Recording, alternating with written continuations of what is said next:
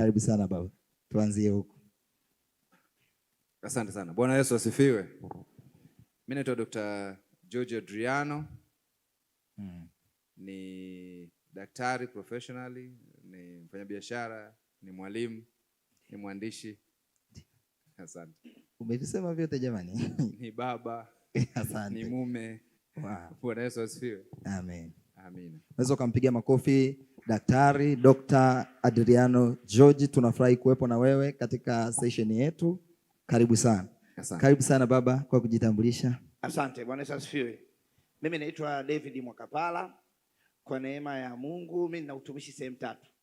Mimi ni mtumishi wa umma chuo kikuu cha Dodoma, ni lecturer wa accounting na finance.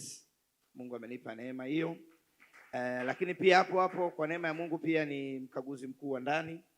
Huo utumishi wangu wa kwanza, na utumishi wangu wa pili Mungu amenipa mimi ni baba kwenye familia yangu, na utumishi wangu wa tatu Mungu amenipa mimi ni mwalimu wa neno la Mungu madhabahuni. Kwa hiyo natumika sana kwenye masuala ya uchumi na fedha na vijana. Namshukuru Mungu kwa ajili hiyo. Bwana awabariki sana, nafurahi kuwa pamoja na nyinyi. Amina. Mpigie tena makofi mengi. CV imeshiba hiyo. Kama umesikiliza CV imefanya nini wapendwa? Imeshiba. Bwana Yesu asifiwe.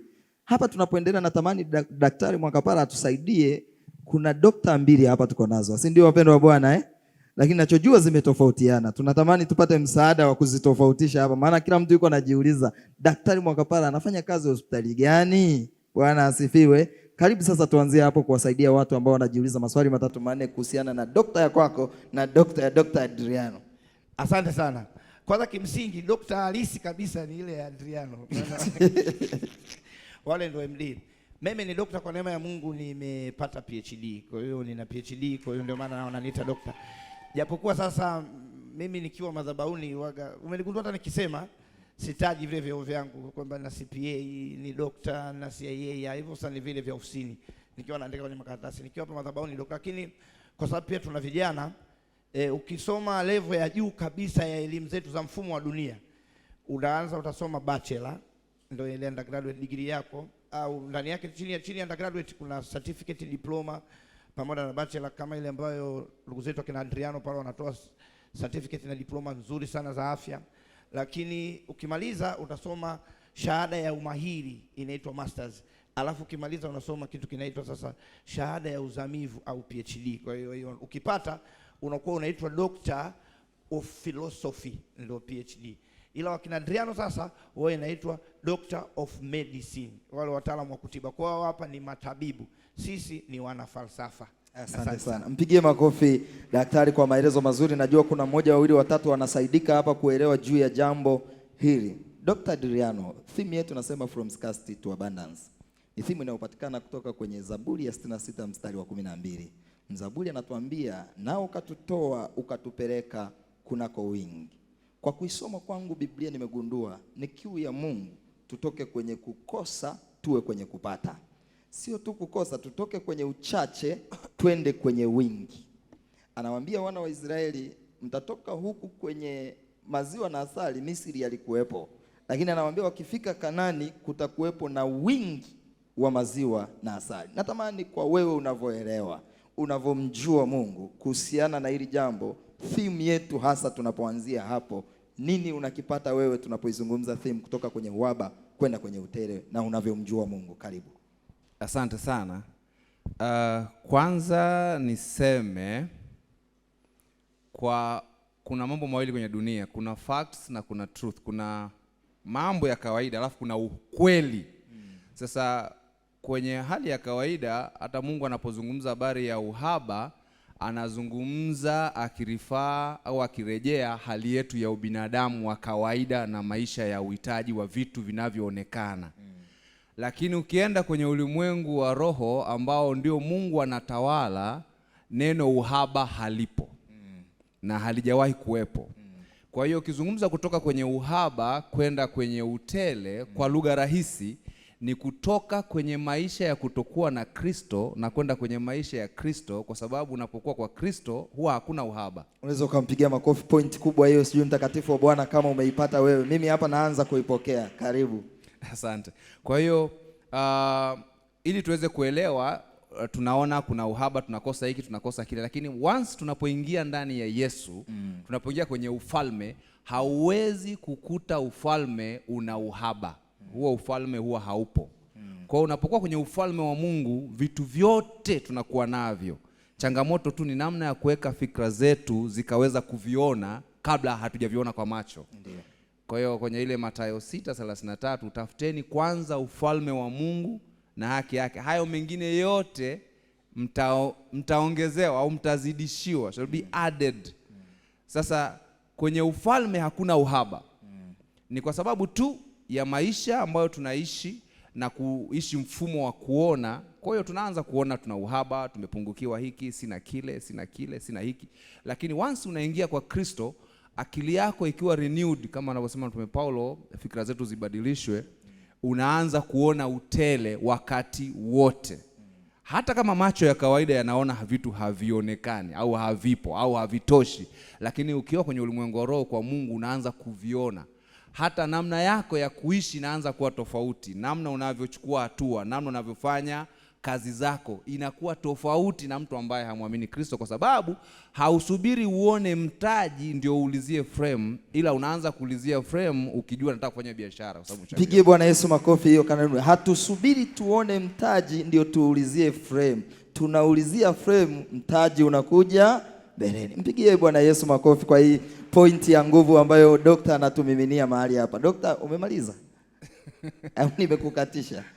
Asante. Hapana, duniani kuna mifumo miwili ya maisha. Kuna mfumo wa kuona, halafu kuna mfumo wa imani. Sasa Mungu anataka tuishi kwa imani. Ndio anasema mwenye haki wangu ataishi kwa imani katika Waebrania. Anasema na ukisita roho yangu haina furaha naye. Kwa sababu imani inakufanya uchukue hatua ambayo wengine wanakuona kama mwenda wazimu fulani hivi, lakini ndani wewe kile kitu umeshakiona, na ndio ufalme wa Mungu ulivyo. Sasa mfumo wa kuona ni mfumo ambao ukiwa huna pesa unasema sina pesa. Ukiwa una kazi unasema sina kazi. Watu wakisema hakuna ajira na unasema hakuna ajira. Watu wakisema biashara ngumu na unasema hivyo hivyo. Huo ni mfumo wa kuona ambao tumeuzoea na tunaona kama ni mfumo wa kawaida. Lakini kwa mwana wa Mungu hauo mfumo haupo na haupaswi kuwa wa kwako, kwa sababu wewe vitu ukivitamka vinakuwa. Kwa hiyo ni mazingira tofauti. Na Mungu hata wakati anamuita Ibrahim anamwambia toka katika jamaa yako uende mpaka nchi nitakayokuonyesha. Amwambie hata ni wapi, alafu anamwambia ndipo nitakubariki. Sasa unajiuliza kwani asimbariki pale pale? Kwani Mungu anafungwa na nini? Lakini anataka abadilishe mfumo wa maisha. Badala ya kuishi kwa kuona vitu ndio utende, uanze kuviona vitu katika ulimwengu wa roho kwa kuamini, halafu unasema mimi nitafungua duka. Lakini hamna mtaji, huna kazi, huna chochote, na unaanza kuangalia sehemu ya duka. Tofauti na mtu ambaye ataanza kutafuta kwanza aone hela ndo aanze kutumia, na mara nyingi inakuwa ngumu. Na hata unavyotamka vitu vyako, kama unaishi kwenye mfumo wa kuona, unamuona Goliati. Lakini Daudi anamuona anasema Bwana atakutia mikononi mwangu, nami nitakupiga, halafu nitakukata kichwa. Maanake na hana upanga. Sasa huo ni mfumo tofauti wa maisha. Nitakukataje sijui, lakini imani ninaona kabisa nitakupiga na nitakukata. Upanga utatokea wapi? Anao Goliati. Sasa ni ngumu sana kusema wewe upanga wako nitautumia kukukata kama unaangalia kwa mfumo wa kuona, kwa sababu unajua nitauawa na ule upanga. Kwa hiyo kimsingi katika mifumo miwili, labda nishi hapo kwanza, ujue kuna mfumo wa kuishi kwa kuona, halafu kuna mfumo wa kuishi kwa imani. Mpigie daktari makofi jamani, ametuambia kitu kikubwa, imani kwa kuona na kwa kuamini. Dr. Mwakapara, mimi nimekuwa ni mwanafunzi wako wa mafundisho yako ya uchumi mara nyingi. Amen. Na kuna mstari wa Mwanzo 2 mstari wa 5 mara kadhaa nilipohudhuria umeufundisha. Anasema hapakuwa na mche wa kondeni Bwana, kwa sababu Bwana alikuwa hajainyeshia nchi mvua na hapakuwa mtu wa kuilima ardhi. Kuna mambo mawili makubwa unayofundishaga hapo, na mimi sasa nikupe nafasi kwa sababu yanaelekea kwenye theme yetu. Karibu. Amen. From scarcity to abundance. Jambo moja ambalo ni la muhimu sana ambalo watoto wa Mungu tunapaswa kulijua ni kwamba Dr. Adriano ameelezea vizuri. Mungu ametubariki katika kila jambo mapema. Ulipokuwa unazaliwa kuna vitu vitano Mungu alikupa. Nenda ukasome vizuri Mwanzo sura ya 1 utaona anakuambia naye Mungu akawabariki akawaambia zaeni mkaongezeke mkaijaze nchi. napenda sana kusoma huu mstari kabla sijafika huo mstari wa Mwanzo 1:21. Anasema hivi, nataka uelewe afu uende kwa nini unatoka kwenye scarcity to abundance. Anasema Mungu akawabariki na kuambia, zaeni muongezeke, mkaijaze nchi na kuimiliki, muwatawale samaki wa baharini, ndege wa angani na kila kiumbe hai kitembeacho duniani.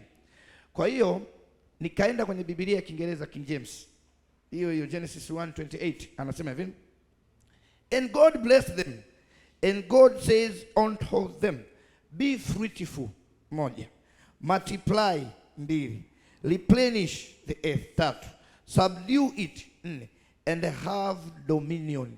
Mungu ametupa kumiliki na kutawala. Bwana Yesu asifiwe sana. Lakini kumiliki huko na kutawala hakutokei hewani. Kunatokea moja kwenye imani, alafu pili unatakiwa uanze kuimplement. Utaona haya yote ambayo yalibarikiwa, amesema vizuri mwalimu hapa, ni kwamba Mungu anasema hayakutokea kwa sababu hakuwepo mtu wa kuilima. Mimi ninakotaka utokee, mtoto wa Mungu, ni kwamba baraka yoyote ambayo imewekwa mbele yako, Mungu anataka wewe mwanadamu uact upon ile baraka aliyokupa. Aliposema atakubariki, ni lazima uende ukaitafute baraka yako. Unapoanza kufanya biashara, isiishie kwenye mawazo, anza kuact. Bwana Yesu asifiwe sana. Anaposema kuwepo mtu wa kuilima wala mtu wa mvua haijanyesha, maana yake mvua Mungu analeta, lakini lazima awepo mwanadamu sasa wa kuilima ili iweze kutokea. Sasa jambo la msingi sana ambalo natamani kila mtu alielewe na litakusaidia sana, scarcity aliyokuwa anaizungumza Dr. Adriano ya uhalisia, mimi naweza nikainterpret pia umaskini upo katika makundi makuu matatu. Ndio. Kundi la kwanza, kuna umaskini wa kurithi. Okay. Kundi la pili, kuna umaskini wa mali. Lakini kundi la tatu, kuna umaskini wa fikra. Sasa katika umaskini hizo, yani katika hizo kategori tatu za umaskini, umaskini mbaya sana ni umaskini wa fikra. Ndio. Kwa sababu ule unakufanya uamini uishi kwenye kitu kidogo wakati Mungu amekupangia mambo makubwa. Na ndio kazi kubwa ya semina kama hizi. Watoto wa Mungu tunahitaji kuwa transformed, tutoke kwenye uhaba twende kwenye ukubwa ambao Mungu ametukirimia. Bwana Yesu asifiwe sana. Amen. Kitabu cha Isaya 48:17. Nataka pia ubezi uelewe kitu ninachokuambia, jambo la msingi sana. Isaya 48:17 anasema hivi, Bwana mkombozi wako, mtakatifu wa Israeli asema hivi, mimi ni Bwana Mungu wako nikufundishaye ili upate faida. Ili upate nini? Nikufundishaye. Kumbuka hajakwambia nikupae faida. Nikufundishaye. Rudia tena hiyo sentence. Nikufundishaye, sio nikupae. Sio nikupe.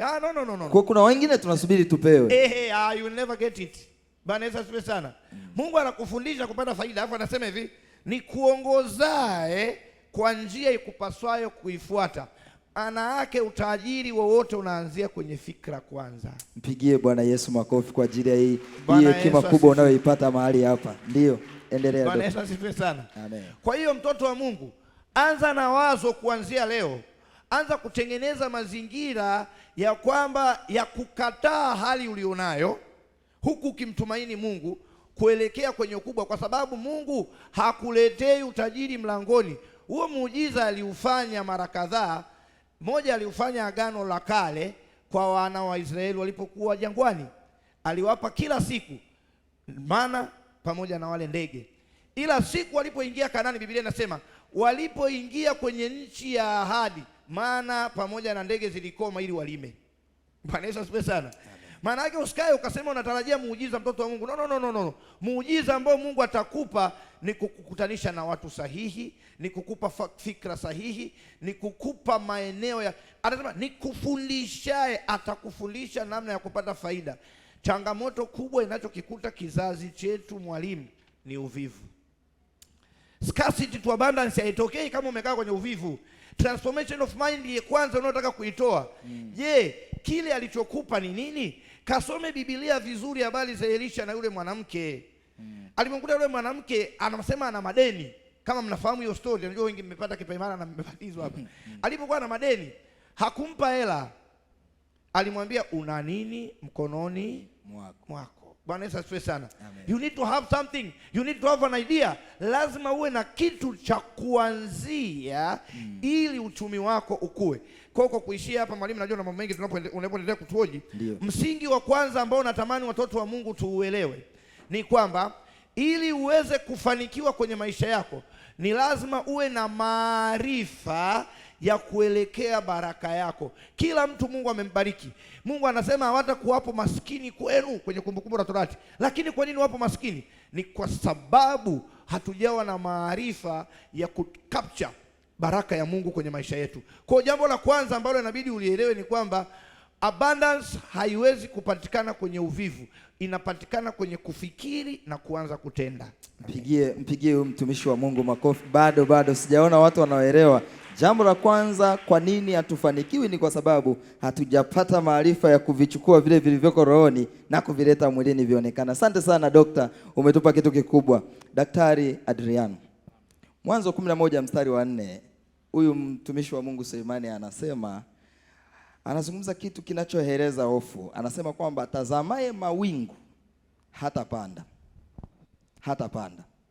Nimesoma vitabu vyako vingi. Moja kati ya kitu nakizungumza ni kukataa hofu kuelekea kufanya jambo ambalo Mungu amekupa kulifanya. Na utakapoanza kueleza, natamani utusaidie wote tulioko hapa faida za kwanza. Nimesoma mara zikanigusa sana. Natamani watakatifu wa Bwana waelewe ni zipi faida za kuanza jambo, kwa sababu kuna watu hapa wana mawazo yao miaka na miaka. Mwaka jana alisema mwaka huu hauishi mpaka niwe nimeanza, lakini amemaliza mwaka tu, lakini jambo halijaanza. Wako wengine wameongeza miaka tu, lakini kiukweli jambo halijaanza. Karibu sana daktari. Asante sana. Kwanza nishukuru Dr. Makapala, ameeleza kitu kizuri, habari ya uvivu na kujifunza au kufundishwa. Na hata ile ukisoma Hosea 4:6 anaposema watu wangu wanaangamizwa kwa kukosa maarifa. Watu wanaishia hapo. Ukisogea mbele anasema kwa kuwa umeyakataa maarifa, nami nitakukataa wewe usiwe kuhani kwangu. Sawa? Na anakataa mpaka watoto wako. Maana yake nini? Maana yake kama ni umaskini unarithisha na watoto wako. Sasa pengine wazazi wako hawakuwa wamejua na wewe ukatoka kwenye familia ya umaskini. Sasa wewe ndio ujue ili watoto wako warithi vitu ambavyo wanaishi maisha ambayo yana utele. Lakini kikubwa ni kwamba kuna kitu kinaitwa hofu. Hofu ni kinyume cha imani. Kwa lugha rahisi. Yaani ukitaka kujua hofu ni nini, hofu ni kinyume cha imani. Yaani ukiwa na hofu huchukui hatua. Ukiwa na hofu unaweza usifanye kitu fulani kwa kuogopa kitatokea nini. Na wakati mwingine hata unaogopa usichokijua. Lakini kama umeniuliza faida za kuanza kufanya jambo. Kitu chochote kwenye maisha unapoanza kwa mara ya kwanza, mara nyingi huwa kuna anxiety, huwa kuna kama kahofu fulani hivi. Ile ni alert au ni alarm ya kukuambia kwamba unapotaka kufanya jambo hili unahitaji nguvu zaidi, unahitaji kujituma zaidi, au unahitaji uwezo zaidi, au unahitaji maarifa zaidi. Chochote utakachokianza, hata ulipokuwa unakwenda shule mara ya kwanza form 1, una hofu fulani itakuwaje. Ukienda chuo hivyo the same. Hata ulipokuwa unaingia kwenye ndoa unachumbiwa, fine, very well, kila kitu kiko vizuri, lakini unapoanza kwenda kuingia unaanza kuwaza itakuwaje. Kuna kahofu fulani. Kale ni signal. Ni kama unapewa tahadhari kwamba unahitaji kuwa imara zaidi, unahitaji kujifunza zaidi. Sasa hofu ya namna hiyo isikuzuie wewe kuendelea mbele. Kwa hiyo kitu chochote huwa kina kahofu fulani. Nataka kufanya biashara, kuna hofu. Nataka nilime, kuna kahofu. Sasa hofu ni kinyume cha imani. Hofu inaletwa na yale unayoyaona mara nyingi, na hasa yanapokuwa mabaya au magumu. Taarifa unazozipata mbaya au mambo magumu au mambo ambayo hauyajui yanaleta hofu. Na hofu inakuwa kubwa pale mtu anapotaka kujua itakuwaje. Yaani ukianza kujiuliza itakuwaje, how, lazima uanze kuhangaika. Kwa sababu ni ngumu sana kujua how. Ni mpaka umefanya ndio utajua inatokeaje. Yaani huwezi kujua nyumba nitaimalizaje nikianza kujenga. Lakini ukishaanza kujenga ndio utajua lini utaleta kifusi cha mchanga, lini utaleta kokoto, lini fundi utampata wa kupaua na kadhalika. Mpaka siku umeanza. Kwa hiyo chochote ili uweze kuishinda hofu hii ya kawaida lazima uanze kwanza. Usipoanza hofu haiondoki, utabaki unaahirisha, unasema bwana nitaanza kesho, mwakani, mwisho wa siku unakwama. Sasa faida za kuanza, mara nyingi unapoanza kufanya jambo, kitu cha kwanza, hofu inaanza kupotea. Faida ya kwanza, hofu inaanza kupotea, hofu inaondoka. Hata wezi unaona za mwizi 40 nimeandika kwenye kitabu, lakini nini kinatokea? Anaiba mara ya kwanza, amevaa kininja, anaiba usiku wa manane, anategea namna, anajipanga.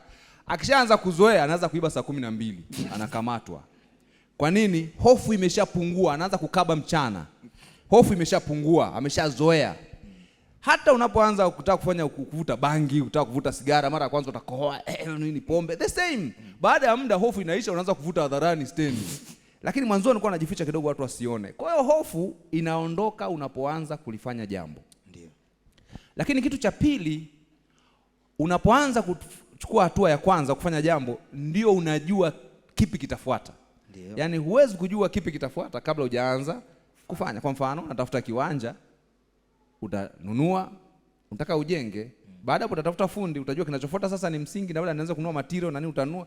Kadri unavyoendelea kujenga utajua sasa inafuata plaster, sasa inafuata sijui kuweka wiring, sasa mpaka mwisho wa siku unamaliza. Na mengine ulikuwa unajua kuna hiki kinawekwaga kwenye nyumba, kuna hita. Kumbe kuna hita kuchemsha maji, kwa sijawaza. Lakini utajua kadri mambo yanavyokwenda. Kwa hiyo inakuonesha hatua inayofuata. Lakini jambo lingine, unapoanza unapoanza kufanya kitu inakufungulia nguvu na uwezo ambao ulikuwa nao na ulikuwa hujui kama unao. Yaani kabla hujaanza pengine kufanya jambo, kuna uwezo fulani wa jambo hilo unao, lakini hujawahi kujua kwa sababu hujawahi kufanya.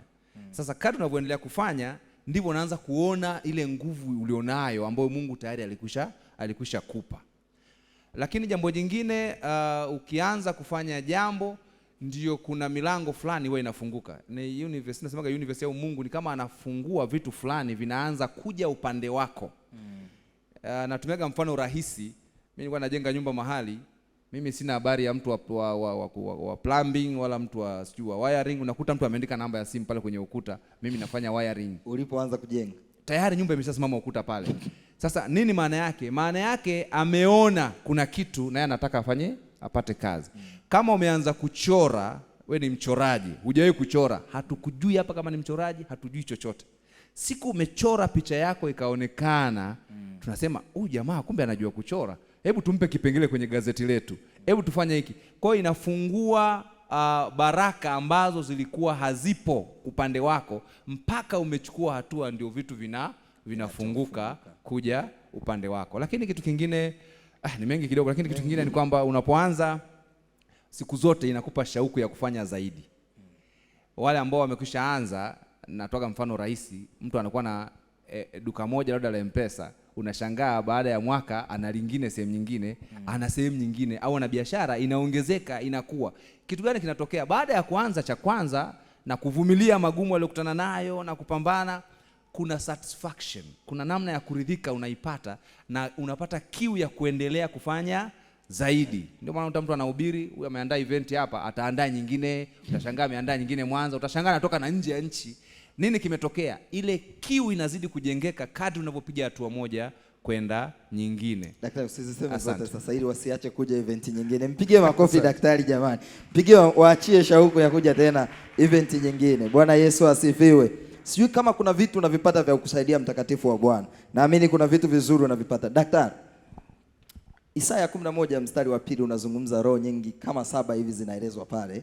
Na moja ya roho ambayo kwa kweli kwa kuhudhuria mafundisho yako, roho ya hekima unaizungumza sana. Na mimi napenda story yako inayomuelezea muhindi wakati umeenda kununua spare. Na mimi natamani kwa maneno machache zungumza kuhusiana na hekima katika maisha ya utafutaji, na hasa ukiweza hiyo story ya muhindi uipige hapa watu waisikilize, watakatifu wa Bwana. Amen. Kwanza ukiona zile roho 7, roho moja ndo kaanza kuielezea kaka Adriano, roho ya uthubutu. Roho ya uthubutu inakutolea hofu. Sasa hatua ya kwanza ametupa kaka Adriano nzuri sana ya Mungu amekupa kitu. Bwana asifiwe sana. Amen. Watu wengi wamekuwa wakimuomba Mungu mambo mengi. Kuna watu wamemuomba Mungu kazi, kuna watu wamemuomba Mungu biashara, kuna watu wamemuomba Mungu vitu vingi sana. Sasa kitu kimoja wapo ambacho watu wanajisahau ni kumuomba Mungu hekima ya kutunza vile vitu ambavyo Mungu amekupa.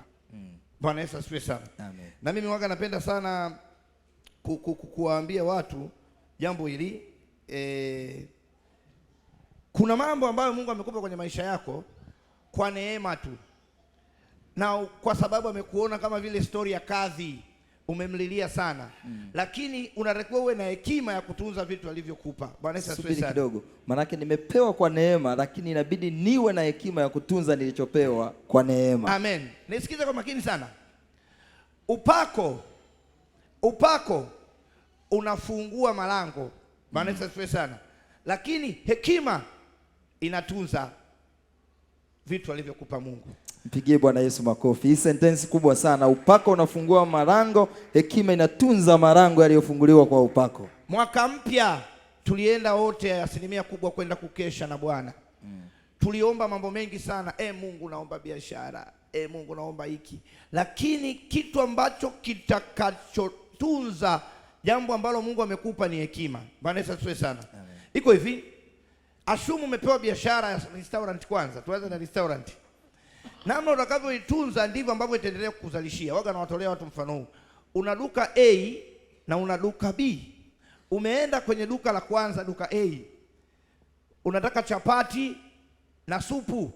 Hamna siku hiyo chapati na supu. Unakutana na mdada anakuambia, umechelewa. Umekuja saa 5. Hamna. Wewe utaenda tena hapo? Unaenda duka la pili, restaurant ya pili. Nataka supu na chapati. Jamani kakaangu, pole, vimeisha sasa hivi, lakini tuna maandazi mazuri yanairiki. Jaribu kakaangu kwa ajili yako jamani, naomba tu jaribu, ni nzuri sana. Hata wewe katika kichwa chako utaenda restaurant A, restaurant B. Kwa nini? Umepokewa kwa ukarimu, umepokewa kwa hekima. Kwa hiyo upako unavuta vitu, hekima inatunza. Upako itakuletea ndoa, hekima itatunza. Upako utakuletea biashara, hekima itatunza. Upako utakuletea banda la kuku, hekima itatunza. Wewe unaona kuna mvua kabisa lakini banda hujaliziba. Acha bwana, namtolea Bwana kwa furaha. Kuku umepewa pale, unataka zote ziondoke. Iko hivyo. Mungu anakuambia nimewapa hekima na maarifa. Siku moja ndo mwalimu alikuwa anatueleza mfano, napenda sana kutoa mfano. Siku moja nilikuwa ninapata changamoto ya gari, nilikuwa nimeenda Dar es Salaam Kariakoo. Nilipofika pale, pana maduka mengi ya spare, nilikuwa nimepata tatizo la shock up. Nikafika duka la kwanza la mangi. Yule mangi nikamwambia bana, na shida na spare. Akaniambia gari yako, nikamtajia. Hasa ile duka lake lilivyo halina hata ile balcony ya mbele ile. Jua ni kali kama mnavyojua Dar, ndugu zangu. Tunajua Dar kulivyo na wote tumefika Dar, kwa sababu wewe kama haujawahi kufika Dar utakuwa sio Mtanzania. Lazima uwe na ndugu Dar. 2026 ni yake. Yaani Dar lazima uwe na ndugu, au lazima uwe na kitu kimekupeleka, lazima umeenda kama siku hizi Dodoma. Sasa nimefika pale, yule mangi ananiambia, "Sasa bwana, subiri nikakuchukulie." Nadhani nataka aende akachukue, wanaitaga sio wapi huko kwenye magodauni. Kakaa pale pembeni pana muhindi. Yule muhindi akaniangalia, nimekaa muda mrefu afu nimevaa suti. Unajua tena watumishi tunapenda kuvaa suti muda wote, jua kali na jasho langu. Akaniambia, "Habari wewe? Taka nini hapo?" Nikamwambia, "Bana, nasubiri spare." "Pole, simama sana, njoo kae kwa hapa, pale pana kiyoyozi." Nikakaa nikapigwa na upepo, akasema, "Afadhali." Akamwambia yule, "Yaya, uliza soda hiyo." "Taka soda gani?" Akasema, "Nataka mirinda nyeusi baridi." Nikaletewa pale. Nikanywa. Akaniambia, "Umeagiza nini kule?" Nikamwambia, "Nimeagiza spare." Akaniambia, "Umeambiwa shilingi ngapi?" Nikamwambia, 270 moja, kwa 2 540. Akaniambia, "Mimi nitakuuzia wewe 500 kamili. Ipo hapa, hauna haja ya kwenda kule, chukua." Hivi niambie, nikakumbuka upepo. Nikaangalia pale ile soda. Kwa kweli nilichukua, nikapotea, nikapita kushoto, sikurudi tena kwa mangi. Sasa baadaye nikakaa nikajitafakari. Nikasema hivi ni kitu gani? Nikagundua si ajabu yule mangi alikuwepo kwenye mkesha wa mwaka mpya, ameombewa Mungu amletee mteja, ndio mimi mteja nimeenda. Amekosa hekima ya kunitunza. Muhindi yeye hata hajaomba huko baniani wa watu, ila ana hekima ya kutunza mteja. Kamuibia. Toka leo mimi nikiwa na shida yangu naendaka kwa yule muhindi. Mpigie Bwana Yesu makofi kwa ajili ya dokta hapa mahali. Hekima hii ni kubwa ulioipata, mpendo wa Mungu. Kuna jambo unalifanya, hakikisha unaongeza hekima za kutosha. Daktari, naamini umeizungumza hii hekima vizuri kabisa. Na ninakushauri, Mungu anapokupa vitu hakikisha unavitunza kwa hekima ya kimungu, kwa sababu hicho ndicho kitakacho kufanya hicho kitu kusustain. Unapozungumzia, kwa sababu Dr. Adriano ameelezea vizuri sana hofu na muendelezo, lakini ili uwe na muendelezo, kwa Kiingereza tunaita sustainability, ili kile kitu ambacho Mungu amekupa kiishi muda mrefu, unahitaji maarifa na hekima ya kukitunza. Amen. Amen. Asante sana jamani, mpigie makofi makubwa sana. Hekima ni muhimu sana, na ndio maana unapata nafasi ya kujifunza kama hivi. Dr. Adriano. Naam. Asante sana kwa nondo ambazo unaendelea kutupa. Asante, nashukuru. Sasa moja kati ya kitu ambacho nimekisoma kwenye Biblia kimewafanikisha watu ni timu, watu wengine. Nimemsoma Potifa, maisha yake yalibadilika baada ya Yusufu kufika nyumbani kwake. Nimemsoma Labani, maisha yake yalibadilika baada ya Yakobo kufika nyumbani kwake. Nimekuona mara kadhaa umefundisha kuhusu habari ya timu. Natamani tuzungumze na watakatifu walioko hapa. Tunaishi kwenye maisha ambapo ni kama yanaendelea kutufanya tuwe peke yetu sana kuliko zamani tulivyokuwa wawili, watatu, kundi. Sio muda mrefu nimesafiri na SGR. Moja kati ya jambo ambalo lilinishangaza ni kwamba karibia 80% mpaka 70 ya watu wanaosafiri wamebeba earphone za kutembea nazo kwenye SGR. Mimi mwenyewe nilipoona hivyo, na mimi nikanyanyua headphone zangu, kwa hata niliyekaa naye jirani, ukweli ni kwamba tulifika mpaka Dodoma, sijui anaitwa nani, anaenda wapi, hatukuelezana.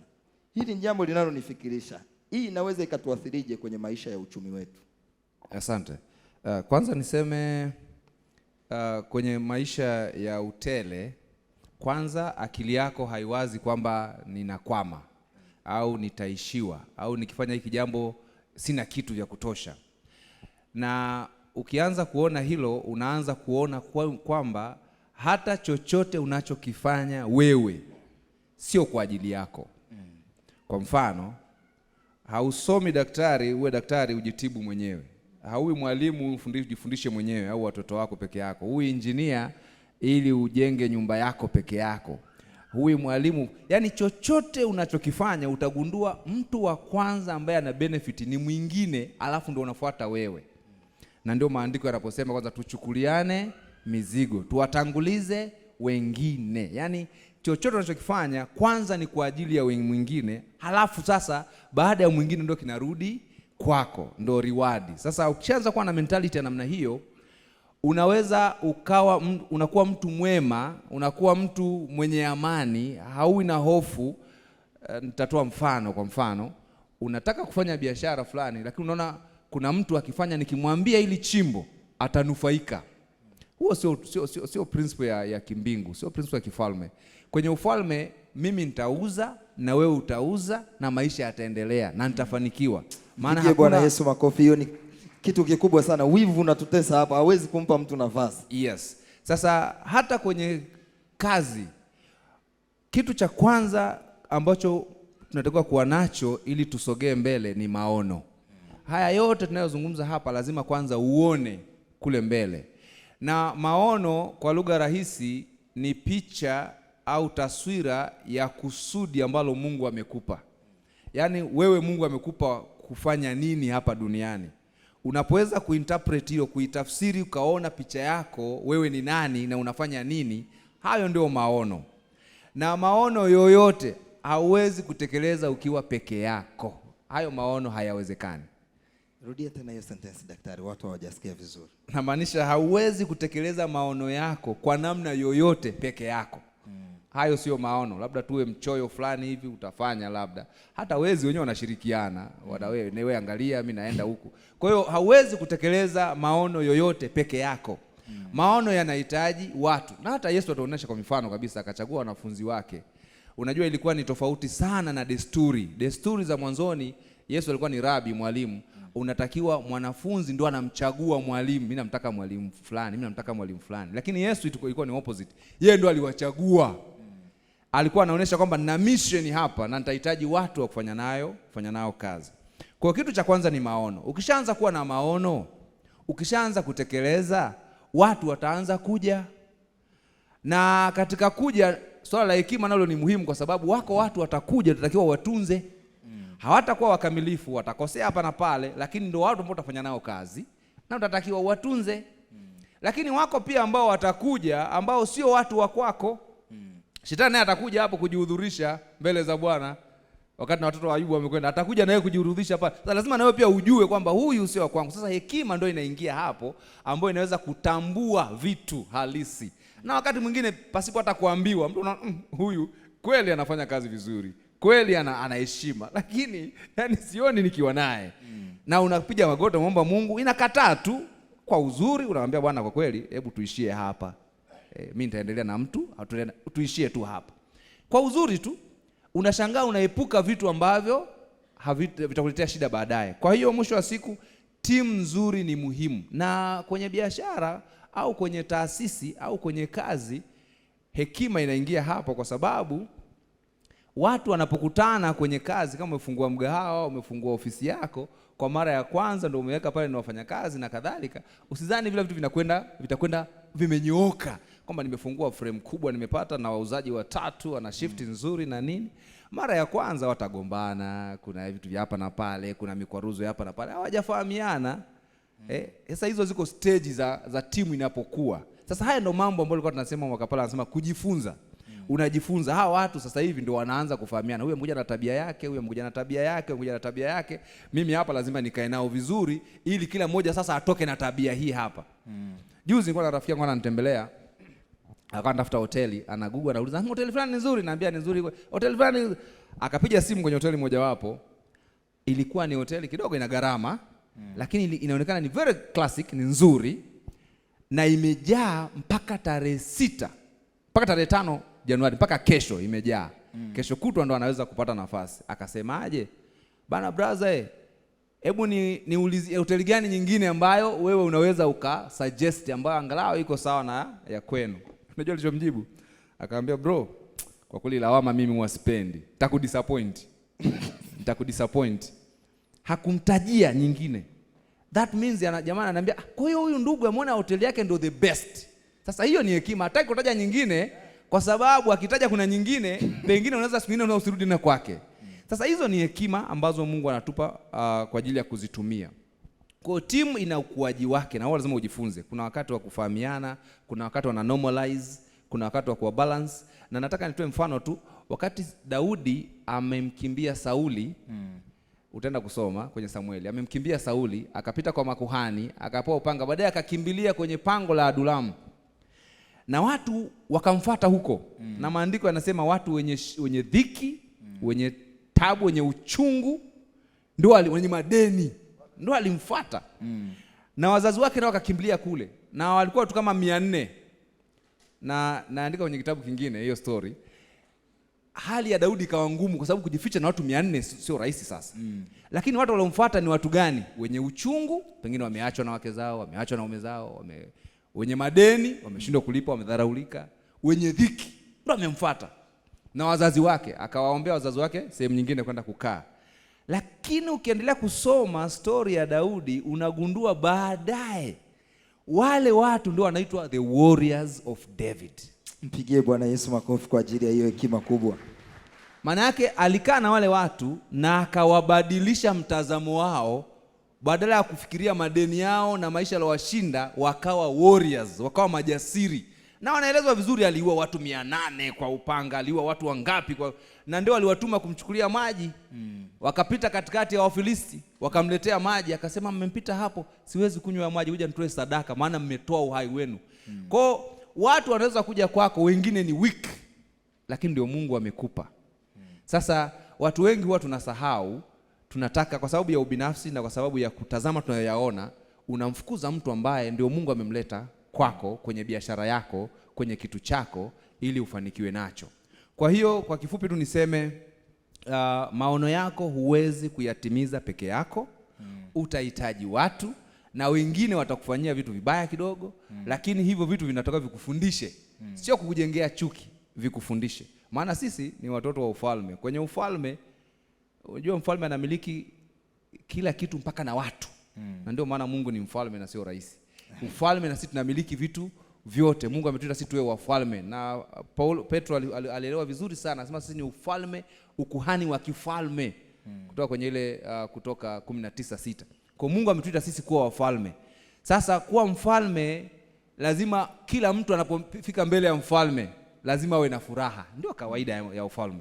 Maana yake usifanyie mtu mwingine ubaya, huwezi kumexploit kwa sababu ya faida yako au kumtumia, lakini at the end of the day yule mtu na yeye atanufaika kwa namna moja au nyingine. Sasa ukianza kuishi kwa mfumo wa kuona, unaanza kuwa na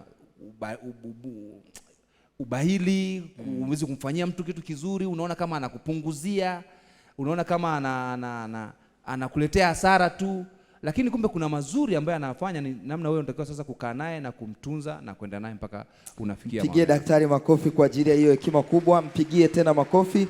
Tunaelekea sasa kuhitimisha sehemu yetu. Nadhani tuna maswali mawili tu kwa mmoja na tutakuwa tunahitimisha. Dr. Mwakapara, moja ya changamoto kubwa aliyokuwa nayo Esau kwenye Biblia ni kutoiwaza kesho. Na hiyo ikampa gharama ya kuuza kilicho cha thamani na kaisahau kesho. Hili limekuwa ni janga ambalo mpaka leo tunaliishi. Karibu sana kwenye jambo hilo kwa dakika chache. Kwa ufupi sana ambacho natamani niseme kwa sababu ya muda ni kwamba lazima ujiandae kuhusiana na kesho yako. Na kesho yako inaandaliwa namna gani? Na mimi nataka niende kwenye jambo la kwanza. Ameweka msingi mzuri sana kaka Adriani hapo, msingi wa kiroho. Mimi nataka nikupe sasa msingi wa kibibilia wa haraka namna ya kuanza kesho yako. Kesho yako unaiandaaje? Jambo la kwanza, kesho yako lazima ujifunze kuiandaa kwa kuweka akiba. Bwana Yesu asifiwe sana. Lazima ujifunze kuiandaa kwa kuweka akiba. Na jambo la pili, na akiba it is biblical. Waga nawaambia watu, mtaenda kujisomea wenyewe baadaye, lakini Mungu alitoa standard rate, minimum amount ya kuweka akiba yako. Usile kila kitu, uweka angalau 20% akiba. Biblia inasema kwenye kitabu cha Mwanzo pale 48, Farao, habari ya Farao na Yusufu. Kwenye ile ndoto unamkuta Yusufu anamwambia Farao, basi Farao na ajitafutie mtu mwenye hekima, akaweka 1/5, maana yake 20% weka akiba. Jambo la pili, lazima uwe mtu wa kupanga bajeti. Usikurupuke tu. Panga bajeti au mipango na uifuate. Wewe nawaambia watu wanielewi, sio kila mchango wa harusi unachanga. Sio kila kipaimara mpaka ubatizo. Siku hizi kuna watu eti mpaka birthday anakupa kadi. Vitu vingine mwambie mtoto wa Mungu, that is not my portion. Bwana Yesu asifiwe sana. Amen. Na jambo la mwisho ambalo napenda sana niwaambie, nitakupa kanuni ya kutawala fedha. Hii unaweza kukusaidia tu. Kanuni, mwambie jirani yako kidogo, mmekaa sana mmesubaa. Mwambie kanuni ya kutawala fedha. Kanuni hii inaitwa 20-50-30. 20-50-30. Hebu rudia, 20-50-30. Maana yake nini? Maana yake 20% minimum ni akiba na uwekezaji. Unapata hela yako, let's assume ni milioni 1, shilingi 200,000 ni akiba. 50% ni matumizi ya lazima. 30% ni mahitaji mengineyo, kitaalamu tunaita wants. Lakini sasa ukishakuwa na hii standard, unaanza kuichezesha. Anza kupunguza hizi 2 za kwanza, pandisha kwenye ile ya kwanza. Anza kupunguza hii 30, bakiza 10, peleka kule ikawe 40. Anza kupunguza kwenye mahitaji, peleka kule. Lakini hii ndio standard rate, angalau tunasema the minimum threshold, kiwango cha chini cha kutengenezea nidhamu ya fedha. Kesho yako ni muhimu sana, watoto wa Mungu. Biblia inasema Mungu wetu ni mwema, anaangalia mwisho akiwa hapa mwanzoni. Maana yake Mungu wetu ni Mungu wa mipango na anatuwazia mema. Anza kujiandaa mapema. Usikae sasa hivi ndio unaanza kuiwaza wada kesho kutwa tarehe 13 shule zinafungua. Ulipaswa toka mwezi wa 11 uwe tayari umeiwaza ada. Usitafune kila kitu. Bwana Yesu asifiwe sana. Anza kujitafakarisha. Biblia inasema ni nani mtu yule anayeanza kujenga mnara bila kuhesabu gharama yake? Maana yake Mungu anakufundisha make budget. Usikurupuke tu. Tengeneza bajeti, mtolee Mungu sadaka. Kwenye bajeti yako pale tengeneza kabisa income statement yako. Hapa Bwana, katika hii hela yangu hapa ni ya sadaka, hela yangu hapa ni ya matumizi, hela yangu hapa ni ya kitu fulani. Usihangaike na matumizi yasiyo ya lazima. Kuna kitu kimoja kitaalamu kinaitwa impulse buying. Fedha ina tabia ya kuwasha. Wewe jiangalie, ndio tabia ya hela. Yaani hela iko hivi, ukiwa huna fedha huwezi kuhangaika. Unaweza kujikuta unaishi maisha mazuri sana, tena unamwambia Mungu, tazameni ndege wa angani. Hawavuni, hawapandi. Unakula mchicha, unakula dagaa. Siku ukipata hela inaanza kukushawishi. Unajua mtoto wa Mungu, maisha ndo haya. Lazima nionje samaki, nyama choma iko wapi? No. Don't change your lifestyle kwa sababu hela zimekuja. Anza kuangalia future yako itakuweje. Usibadili mwenendo wa maisha yako kwa sababu tu una fedha. Badili mwenendo wa maisha yako kwa sababu kuna ulazima. Umeongeza familia, utaongeza budget. Umeongeza mahitaji hapo sawa, lakini usianze kujichetua kwa sababu una hela.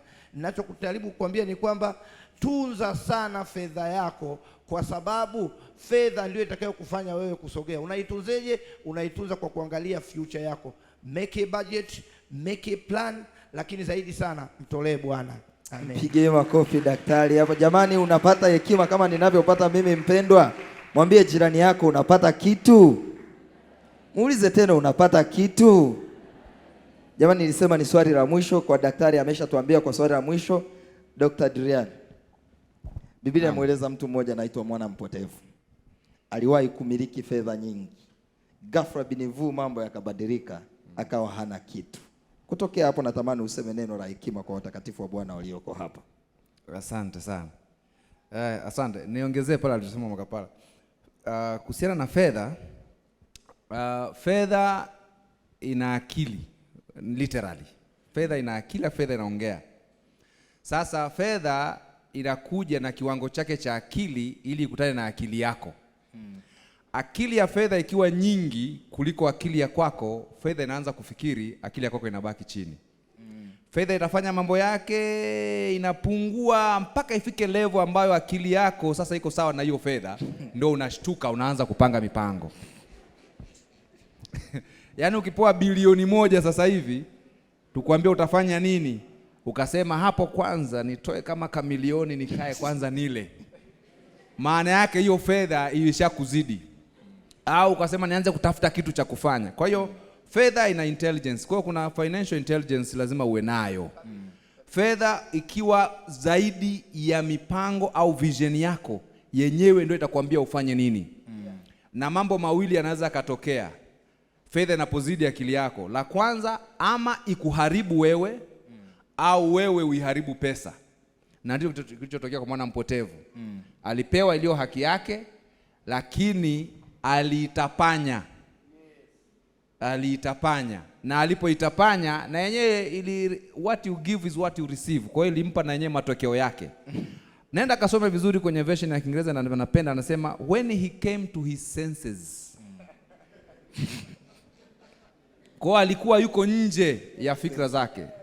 Alipokuja kwenye senses zake akasema, I say what I need hapa sio fedha. I need my father because there's plenty. Kuna vitu vya kutosha kwa baba yangu. Kwa baba yetu ndio Mungu, sasa ndio kwenye ufalme. Kuna vitu vya kutosha. Kwa hiyo hata hii tunasema utele, mara nyingi unaweza ukaconfuse ukazani tunazungumzia kuwa na pesa nyingi sana, kuwa na magari mengi. I'm not talking about those things. Nazungumzia utele katika ufalme. Katika kile ulichonacho unaishi na una amani na una furaha na kinaongezeka. Kwa sababu kwa Mungu kuna characteristics, kuna kuongezeka. Lazima kuwa kuna kukua, kunaenda. Na unapokuwa na wengine nao wanabarikiwa. Na ndio nasema hapo, baraka ikija kwako, alafu ukashindwa kuimanage, mambo mawili kama inavyoeleweka. Ama uiharibu hiyo baraka au ikuharibu wewe. Nina mifano mingi ya watu ambao wamepata pesa huko. Mimi nimetokea Arusha, kwa watu wamepata pesa kwenye madini, baadaye wameishia kuwa na HIV na kufariki na maisha hamna chochote. Kwa sababu ile pesa imekuwa nyingi kuwazidi. Kwa jambo la kwanza, make sure au hakikisha una maono makubwa kiasi kwamba fedha inayokuja kwako haikushtui. Kwa milioni 10 unasema milioni 10. Yaani mgahawa unataka kujenga unagharimu milioni 30. Kwa hiyo 10 inaweza kuwa ni kianzio. Kwa haikusumbui. Kwa hiyo maono makubwa ndio msingi wa kwanza wa financial intelligence au hekima ya fedha. Maono makubwa. Halafu sasa jambo jingine, naomba niendelee hapo. Ndio. Nimeshaeleza habari ya peace. Jambo lingine, maono sio tu yanakupa discipline ya fedha, maono makubwa pia yanakupa discipline ya maisha yako. Yaani unavyojiona maisha yako, hata vaa yako inaanza kuwa tofauti, unavaa kulingana na ndio maana kaka Adriana na kuongezea hapa, Suleimani anasema kwenye Mithali, pasipo maono huwezi kujizuia. Exactly. Kwa maono ndio atafanya kwamba mimi nimepata 500 hii nisinywe soda. Ngoja nige kwenye ile akiba yangu na jambo fulani pale. Na hautakufa na maisha yataendelea. Na sasa amezungumza kidogo habari ya kumtolea Bwana, na sasa hivi kuna motive ambayo ni mbaya kabisa. Watu wanamtolea Mungu ili wabarikiwe. Mimi nimesoma kidogo maandiko, wachungaji wako hapa watanisaidia. Sijaona mahali Mungu anataka tumtolee ili atubariki. Sijaona. Kwamba toa ili nikubariki. Sijaona. Ni concept ambayo imeingizwa hapa katikati. Kwamba kipimo cha kujaa na kusukwa na kumwagika ndicho nitakachowapa. Nenda kasome vizuri ya maandiko kwenye Luka. Anasema hicho kipimo ni jinsi watu watawapa. Watu, sio Mungu. Yaani Yesu anaongelea concept ya mimi kukupa kitu, wewe ndio utanipa na wewe vitu, kwa sababu binadamu sisi ni nipe nikupe. Lakini Mungu sio nipe nikupe. Mungu anawanyeshea mvua waovu na wema. Sasa kama anawanyeshea mvua waovu na wema, mimi naetoa kwa ukarimu, sitaacha kubarikiwa. It's naturally. Kwanza unapoingia kwa Kristo, unapokuwa tu ndani ya Kristo, wewe ni mbarikiwa. You are blessed already. Yaani hauhitaji kitu kingine. Huwezi kuambiwa pokea baraka, pokea, ulikuwa nazo, zipo. Sasa samahani kama nakuwa nenda mbali. Lakini ninachotaka kusema ni kwamba sisi tumekwisha kubarikiwa. Kwa hiyo tunapotoa, tunatoa kwa ukarimu. Yaani Mungu ametupa na sisi tunajisikia kutoa kwa sababu tuna acknowledge aliyetupa ni Mungu. Na huwezi kutoa pasipo imani. Sasa hapa tunaenda nyuma kidogo kwenye kitabu kile kwenye Mwanzo, wakina Kaini walipokuwa wanatoa na wakina Abeli walipokuwa wanatoa, wote walitoa vitu, lakini motive ilikuwa tofauti. Ninachojifunza, Mungu haangalii unachokitoa, anaangalia motive au kinachokusukuma kutoa. Sasa hapo ndipo inakuja changamoto. Si nadhani ukitoa sadaka nyingi ndio utabarikiwa, ukitoa kidogo. Lazima ndani yako unasikia kumtolea Mungu kwa kile alichokubariki. Na unashangaa unazidi kuprofesa. Na huogopi. Yule mama mjane alitoa senti 2 na hakuwa na senti nyingine. Na hatuambii baada ya hapo alipata njaa akafa. Baadaye aliendelea kuishi na maisha yaliendelea. Kwa hiyo kutoa sio kutoa ili tupate vitu. Hiyo ni tamaa mbaya tu na ulafi. Tunatoa kwa sababu ni haki kumtolea Mungu. Jamani, mpigie makofi daktari kwa ajili ya hiyo sentensi. Hatutoi kwa ajili ya urafi. Na natamani niongezee hapa. Karibu. Sadaka kazi yake kubwa ni protection. Kulinda agano. Ndio maana sasa kwenye Kumbukumbu la Torati 8:18. Nawe ukiona mstari 17 kule anaanzia, makundi yako ya ng'ombe atakapoongezeka na kondoo zako na mbuzi, nawe usiseme ni kwa nguvu zangu, na bali utamkumbuka Bwana Mungu wako, maana ndiye akupae nguvu za kukupa utajiri. Kwa hiyo anachokisema ni mwalimu ndio hicho. Anachokisema mwalimu Adriano, maana yake ni kwamba sadaka it is for covenant ya kile ambacho Bwana ametupa. Amen.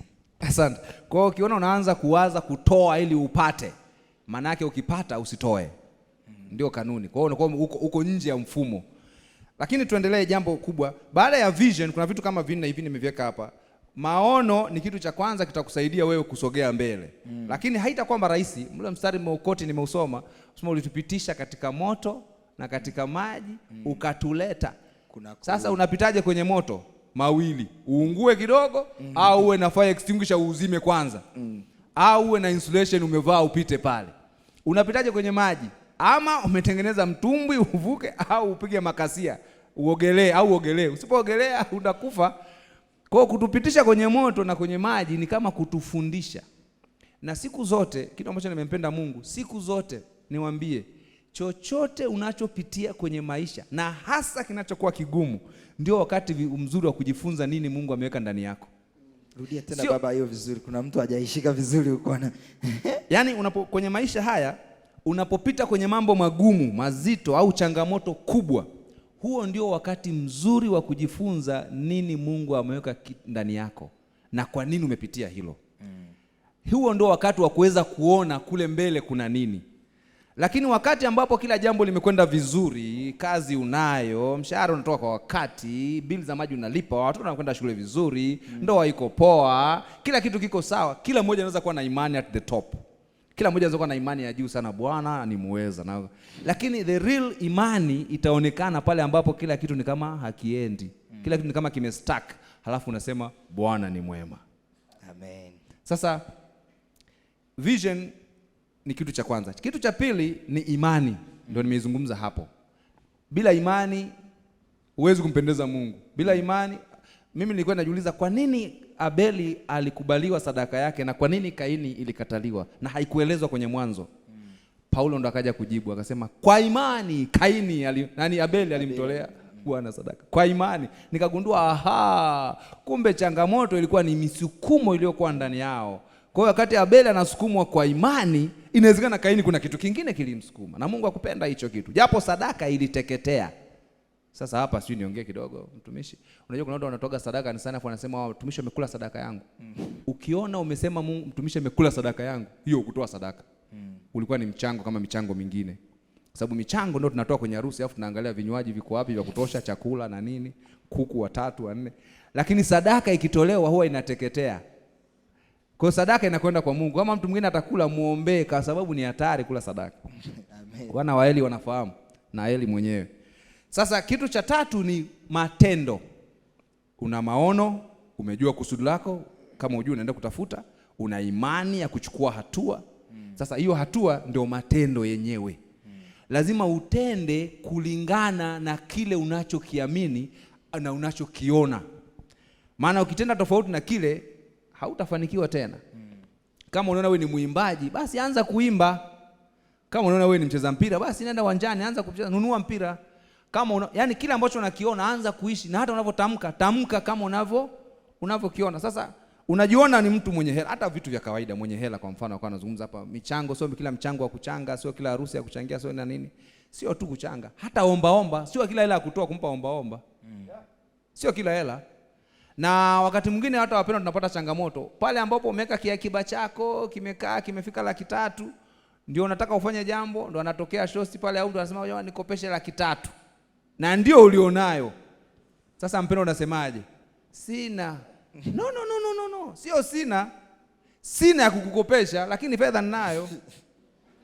Kwa mimi hata mtu akiniomba barabarani, naomba rudie tena hapo kidogo watu waelewe. Hawajakuelewa vizuri. Sina hapo, wasaidie watu wakuelewe vizuri.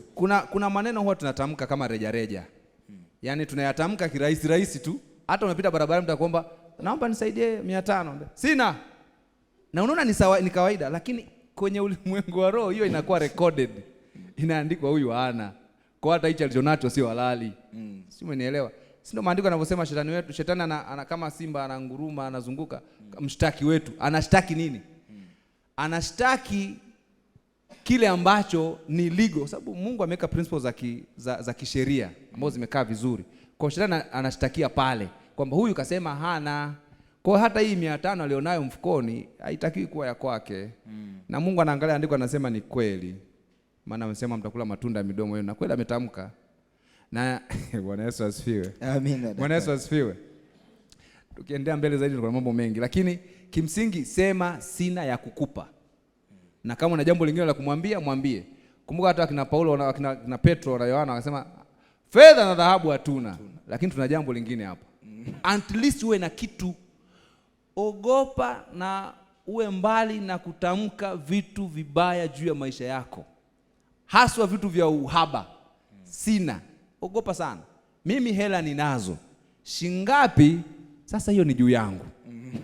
Wewe kama unataka hela nyingi mimi hela ninayo. Na wakati mwingine hata kama sina coin in the pocket, najua hela ninayo kwa sababu mfumo huu mimi ni mfalme, lazima hela itakuja kwangu. Ni namna tu kufanya makarate wanaitaga Waswahili, vijana naelewa, kufanya design za kupata hizo fedha. Kwa hiyo kutenda kwako kuendane na kile ambacho unakiamini. Chukua hatua, anza kutekeleza. Lakini jambo lingine ni hekima ambayo ameisema. Ni muhimu sana. Sasa ili utende, ili ujue imani yako ikue, ili uwe na maono hayo na imani hiyo, lazima kuwe na kitu kinaitwa understanding. Understanding ni kama knowledge, lakini ni namna ya kuelewa vitu kwa uhalisi, kwa sababu hii dunia ina vitu vingi. Kuna kama tena sasa hivi kuna hatari zaidi, kuna fake and real. Sasa lazima uwe na taarifa ambazo ni sahihi. Taarifa ni muhimu sana. Usipokuwa na taarifa hauwezi kujua hata nini kinaendelea. Ukisoma David kabla hajamwataki Goliati, aliuliza kwani huyu ni nani? Anauliza ndugu zake, ni nini kinaendelea hapo? Unaona watu wanakimbia, ni nini? Huyu ni nani? Anatukana jeshi la Bwana, ni nani? Anataka taarifa. Akaanza kuelezwa iko hivi na principles za mapigano yamewekwa hivi na hivi na hivi.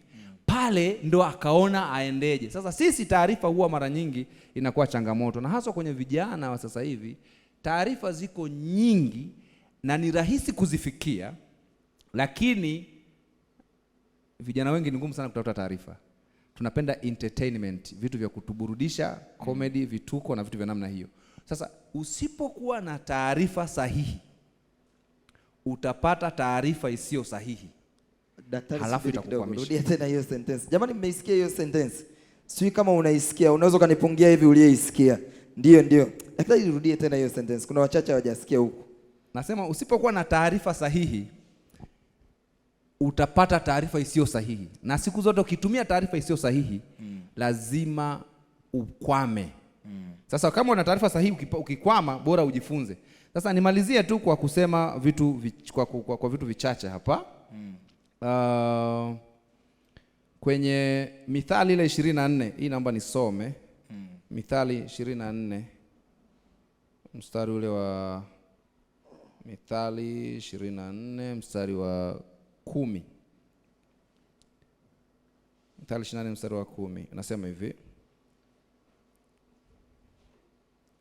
ukizimia siku ya taabu, nguvu zako ni chache. Huu mstari unanifariji, unanipa nguvu, kwa sababu pale ambapo naona kama nataka kukwama, kama nataka kuanguka, naona kama vitu sasa ndio vimekuwa haviendi, naanza kuona hii ni kwa sababu nguvu zangu ni chache. Sasa ukienda na kwenye maandiko na furaha ya Bwana ni nguvu zako, unagundua kwamba hakuna mahali ninaweza kutokea zaidi ya kumtegemea huyu Mungu. Na huyu Mungu ndio source, ndio chanzo cha maarifa yote na taarifa zote. Kwa mwisho wa siku ni kujifunza. Kwa kama ni area fulani, eneo fulani ambalo nakwama, nianza kujifunza hilo eneo. Na hiyo ndio inanisaidia hata mimi kuandika hivyo vitabu. Hivi vitabu ninavyoandika wakati mwingine nakuwa najifunza jambo.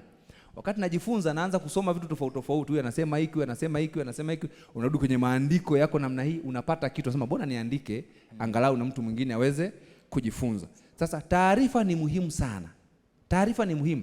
Taarifa ambayo inakutana na mtu asiye na maono inaweza isimsaidie. Nitatoa mfano. Kuna kipindi fulani nilikuwa nataka kuagiza vitu kutoka nje. Sasa kuna mtu fulani alikuwa ni kiongozi, alipata changamoto.